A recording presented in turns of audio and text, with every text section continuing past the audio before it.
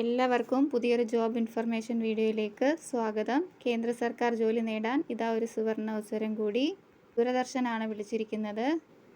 DD news DD ഇന്ത്യയിൽ cameraman assistant തസ്തികയിലേക്കാണ് അപേക്ഷ ക്ഷണിച്ചിരിക്കുന്നത്. 14 ഒഴിവുകളാണ് റിപ്പോർട്ട് ചെയ്യപ്പെട്ടിരിക്കുന്നത്.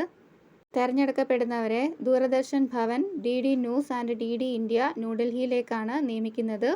1 വർഷത്തെ കരാർ അടിസ്ഥാനത്തിലാണ് നിയമനം നടത്തുന്നത്.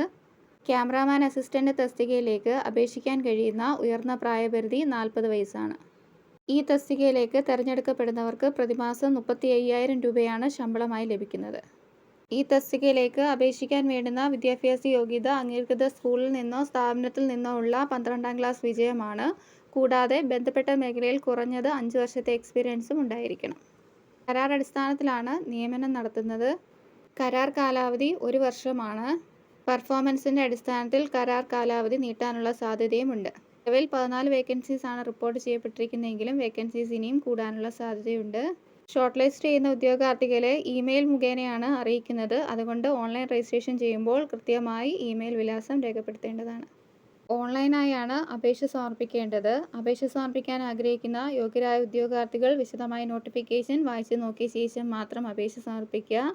അപേക്ഷ സമർപ്പിക്കാൻ ആഗ്രഹിക്കുന്ന നിശ്ചിത വിദ്യാഭ്യാസ യോഗ്യതയും എക്സ്പീരിയൻസുമുള്ള ഉദ്യോഗാർത്ഥികൾ പ്രസാർ ഭാരതിയുടെ ഒഫീഷ്യൽ വെബ്സൈറ്റായ www.applications.prasarbharati.org എന്ന വെബ്സൈറ്റിലൂടെ ഓൺലൈനായാണ് അപേക്ഷ സമർപ്പിക്കേണ്ടത്.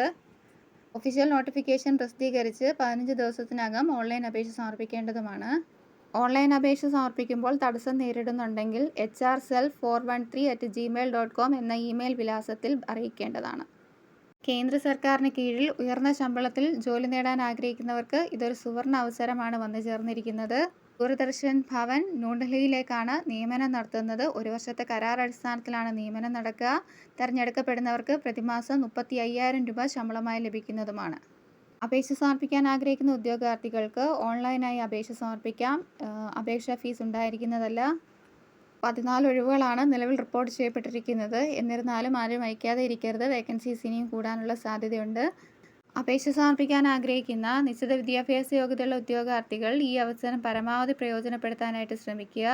നിശ്ചിത വിദ്യാഭ്യാസ യോഗ്യതയുള്ള നിങ്ങളുടെ കൂട്ടുകാരിലേക്കും ഈ വിവരം എത്തിക്കുക.